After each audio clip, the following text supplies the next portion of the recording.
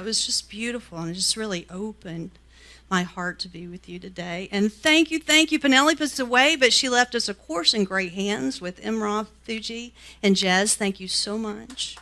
I got to kind of jam out before I got prepared for you guys.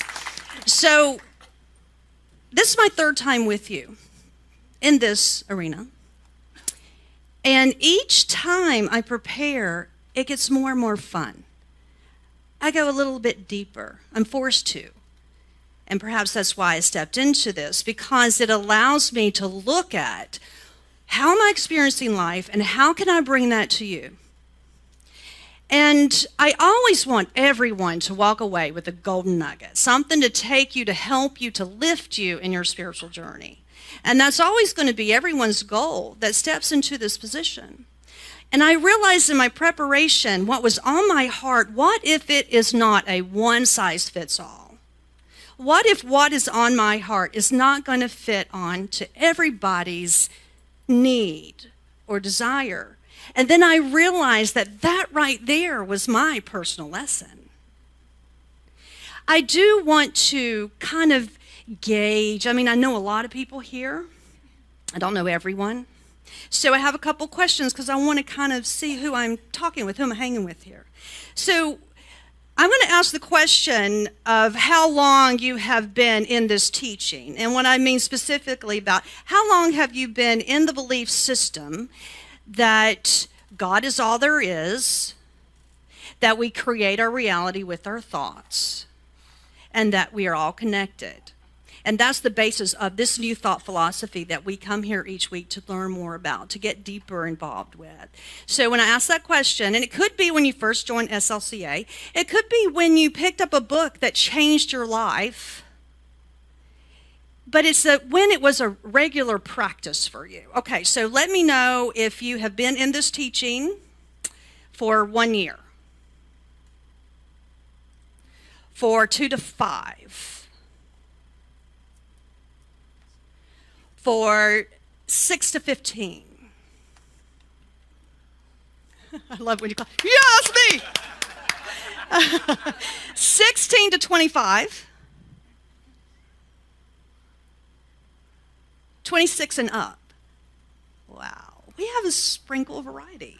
I love it. I will be completely transparent and let you know that I fall right in to that kind of 15, 16, on the cusp of 15, 16. And when I signed up to join practitioner, that's when it went a little bit deeper for me. And now I'm finding that I want to go deeper. I want to know more. And this is part of my journey, is bringing some of this stuff to you. And in that, I have recently discovered, and I'm just going to do this little plug from a real sincere place, I have stumbled on A Course in Miracles on Wednesdays. Oh, that's some good stuff. That's some good stuff. So I invite you. It's on Wednesdays at 7. We've just started a brand new 6-week. It's never too late to join this. And as Lena Orlando, who's a wonderful teacher, says, it is the most unread book. Right? People pick it up. So this talk is not going to be about Course in Miracles because I'm not your teacher for that. But what I am your teacher is someone that's been on that path and has found there are times that some of the lingo we use no longer serves me. Now, when I say, maybe it's not a one-size-fits-all, I know it is. I know it is. The right and perfect words are going to come forth and to be there with you. I just invite you to be open for it. Here are the 3 things that bug me. The 3 lingos. There's probably 12. But these are the 3. And don't take them on if they don't bug you. But I do ask that you just give yourself and give myself a little bit of chance, because the story in it, the nuggets in it are there. So here, and I'll go into them. Here's the 3. Manifestation. You got to learn to love yourself. You got to learn to love yourself. And life is an illusion. And I'll start there. Life is an illusion.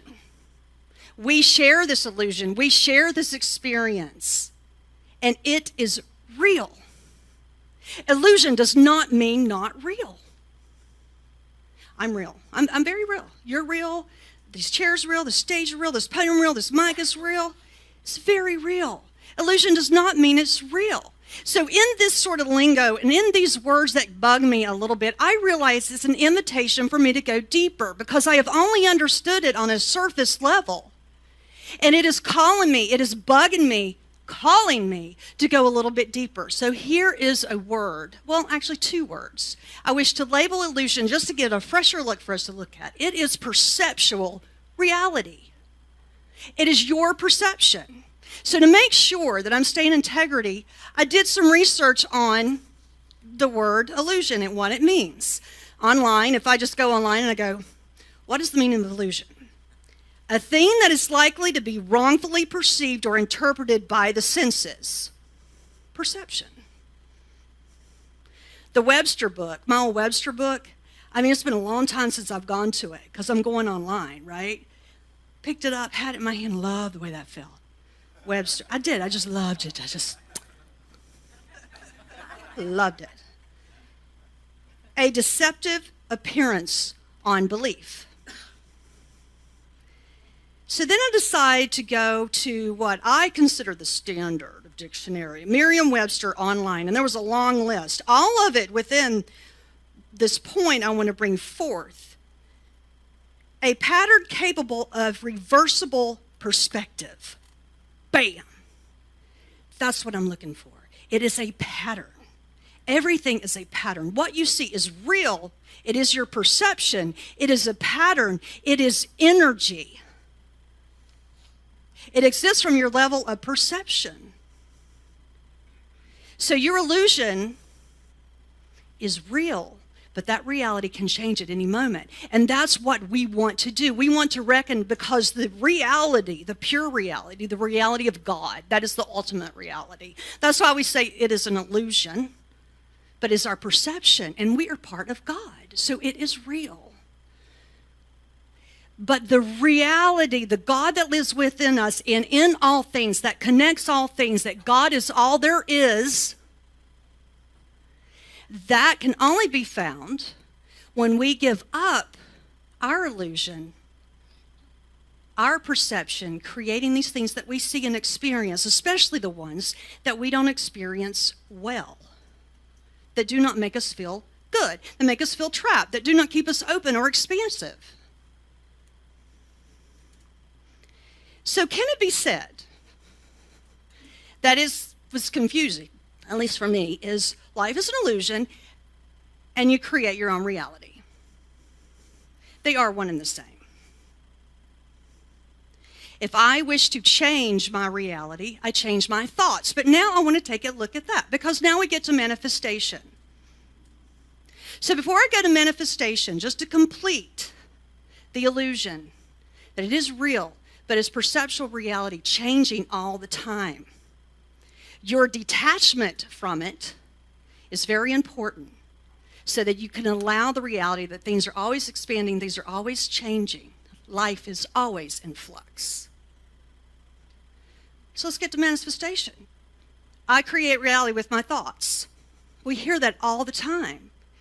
That's been bugging me because I want to go deeper. And it is true, but is it really we create reality with our thoughts, that our thoughts create things? Or is it our personal vibration aligns with the frequency of what is in the world of effect, and we realize it, or we see it? We see it. The same thing of realizing it into our experience. So, I kind of like the latter. I mean, yes, we create things with our thoughts. Okay, got it. However, it is more of a doing in that place. Like, I want to create this. I want to create the perfect parking space. So, I am going around and I'm looking for that parking space. That hasn't worked for me. But what has worked for me, and my husband can contest, I'm really good at it, right? So what has worked for me is understanding that it's there and I'm just ready to park, right? Understanding that that job that I wish to try is already there. I'm just ready for it. I'm not even waiting. I'm just going to step into it when it appears. I am aligning my frequency with that which will bring it into my world of effect. And so let's talk about world of effect a little bit, because I may be using that again. And so we get that world of effect, that everything around, that's a little bit of our illusion, is our world of effect, because everything already exists. That's another one, but I still love that. That hasn't gotten on my nerves yet. Everything already exists. Everything is already here. And I tell you, I love it so much because I remember the day that I really got that everything already exists, because I've created nothing. And I really didn't like that when I first heard it. I can't create what? I create my reality. Just, I like it when I'm like, for some reasons, bad stuff is shown in my life. It's okay, but the good stuff, like, I didn't create that. No, it was already created. And the reason I know for myself that I feel I've witnessed it is when I used to, and sometimes still here, I sing for you guys, but at a time I was in a band, and when we would come up with stuff, it just fell from the sky. It was already there. It was already there. And I'm sure our extremely talented musicians can contest that it's there. You kind of just get the download. So I do strongly believe that it already exists. So what we get to do in this power that we have to create the illusions we experience is we get to open up to it. We just get to allow it into our life. Easier said than done, but that's where our work comes in. And the reason, I just figure this out too, the reason that we sometimes don't think good thoughts, and we can go back, that it's habit, and it's learned, it's conformity, and it's domestication, but the real reason is simply because we can. Just as stated with Richard took us through, we have free will. It's part of our being, made in the likeness of God. Well, I kind of think that's what we're talking about here. We have a mind that we create, so God has a way to expand, to continually expand, because that's life, and life is all expansion. We think these thoughts that don't serve us, okay, they were learned, they're habits, part of the domestication process, but because we can think any thought we want to. So let's think good ones. Let's think really good thoughts, and let's go to places that serve us, and let's go to places that make us happy, and let's go to places that make us feel love, and let's go to places, not just physical places that you're stepping into, but let's go to places that make us feel love in our heart. Which brings me to loving yourself. Okay, now that's a real telltale. You may be going, oh, that doesn't bother me because I love myself. And I love myself too. But I know it's been a relationship that I've worked on over the years. And I discovered that it's not so much about I got to think and do. It's more of like do the things you love. And I'll tell you a little bit more about that. But a really good example is I had the pleasure of working with children. Lessons every day. But what I really miss now at this time in life, I own a small business. I'm in my 9th year, so I'm not teaching as much anymore. And that was my favorite part. But I'm needed to do other things to support the business. So I have teachers that teach dance and yoga to little bitty kids from 2 to 5. We have some elementary, but that's predominantly who we serve. We go on location and we teach ballet, and we teach acrobatics, and we teach recently yoga. And it has rocked my world, teaching yoga to kids, because I'm more of a dance background, so I was like, yoga, no. 2 years old, no. Oh, yes, yes. Because how they get to do yoga is I just make it a fun game, and I tell them a story. So we create these stories, and we introduce postures and affirmations. We keep them active and engaged. So I had the luxury of not too long ago subbing for someone, so I get to go teach. And it kind of tough as a sub because you really don't know your clientele. I have the cutest clientele ever, but you really don't know how to reach them so much. So you just have to kind of go with the generic way and work from there. So I am teaching them, going through the story, and we get to the place that we do a posture called Happy Baby. And so if you are a yogi or study yoga, you know what Happy Baby is. A fantastic posture. I just love doing it myself. And they love it too. They go to a space, they're in complete silence. And so it's a good time for us to introduce affirmation. Now, for you to get a picture of this, Happy Baby is when you're on your back, your feet are up, and you're grabbing your sides. And I would demonstrate this for you, but we would have to charge admission for that. So, Happy Baby. We've got our feet, and we're going side to side, and it is so heart-opening. So it's a great time for us to bring in affirmations. So I say, I love my school. They say, I love my school. I love my family. I love my family. I love my friends. I love my friends. I love myself. I love myself. Kid you not. 4 years old. Little boy goes, I love myself. Already a foreign concept to him. Heartbreaking. So I'm teaching. I've got to take this guy out of, I don't understand. I love myself too. I love myself. It's not like I can say, okay, everybody, grab a piece of paper and a pen. I'm going to show you how to love yourself. Because the reality is, you can't really think yourself into loving yourself. You get to feel yourself into loving yourself. And so how I reached this boy, which was phenomenal, is we're going back and forth. He goes, I love myself. And everybody goes quiet. And they're still going back and forth to Happy Baby. And I said, Justin, don't you love rocking back and forth? He's like, yeah. Does it make you feel happy? Yeah. That's loving yourself. You love yourself. You love yourself more than you know. I didn't say that. But I'm saying to you, you probably love yourself more than you know. Just by sitting here and being in this teaching, you love yourself probably more than you know. And if, by chance, you're in your head and you're going, oh, I don't know how to love myself because I can't even do the things I love.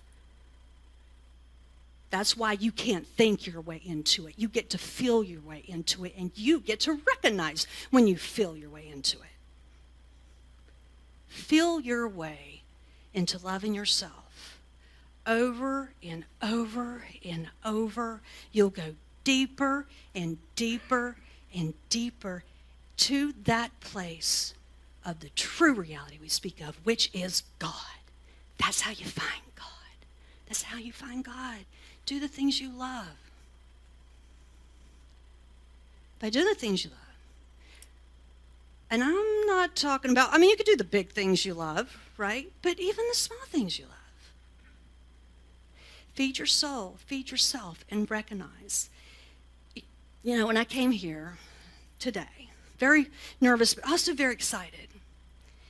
And I absolutely loved, I experienced it differently too. The beginning, when the greeters are setting up, the coffee team is setting up, everyone's getting ready, practitioners getting in place, we're praying, and this amazing experience made me so happy. It made me so happy. I'm like, I am happy right now. All right, I could connect. And also, because of that happiness I tapped into, I could also detach and watch it and be grateful for it and then allow change to happen. When I say we, that's sort of why I asked the question in the beginning, we, us that are on this path of, we can call it self-improvement, we can call it spiritual awakening. I sometimes think that we get in our head. And there's a new awareness coming, I think, not only with all those that I see here, but I feel this wave coming where, hey, yeah, I'm kind of going to admit a little bit that, you attract everything into your life. It is true, but that's not working for me. Why? Let's go deeper because I need to understand it more. So perhaps we don't make ourselves wrong that we're heady. We get to look at it and drop into the way we feel and allow that feeling to open us up. So at this moment right now, I want to take us into a treatment. And I want to talk a little bit about treatment before we do. Because this treatment is based on that everyone's connected, that everything is connected. And I absolutely love treating in groups or treating like after I absolutely love it. I love it so much. But treating for myself individually, I found that I used to didn't do that so much. And I used to think that why do I treat? Because if I just visualize what I want, and believe it, why do I need to treat? And I posed this question to Dr. David Alt. And you know what he said to me? He said, you treat for yourself. So when you go into a place of meditation and you are speaking to that which you wish to bring into your life, bring into yourself, you're not speaking to a higher being that is going to bring it forth to you. You are speaking to your inner being that can connect and reminding that inner being that all is indeed in divine order. So I ask you now to take a deep breath. And know with me that you are tapping into your inner divine being, that you are not asking from an outside source. You're going deep where that in source lives in you. And know this truth with me.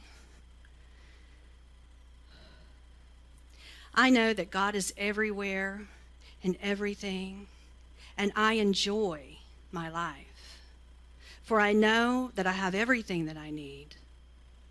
And everything that I desire comes to me easily, for I recognize what I desire is already there. And in this moment, I allow myself to relax in the knowing that all is good and perfect. And in those moments that I don't believe they are, it's okay. It's my human experience, and I get to think whatever I want to think. And with this mind, I allow the thoughts to flow without attachment. I allow my body to relax, knowing that I can drop into my heart at any time. And I realize forward into my illusion. I realize forward into my life. I realize forward that all is perfect. All my desires are met. I know that I have the power for change, and I recognize change is always happening. And because divine spirit can only expand, this expansion in me becomes easier and easier. The ability to drop into my heart and love more and more becomes easier and easier. And I'm so very grateful for the truth that my mind is whole and perfect, and that I tap into places that are more accessible for me to lift my life, to increase my vibrational frequency, and to send love out as easily as I bring it in. I honor the ebb and flow of everything. I am so very grateful for this truth. And I release these words into law, knowing they are so in my life. And we say together, and so it is. And thank you.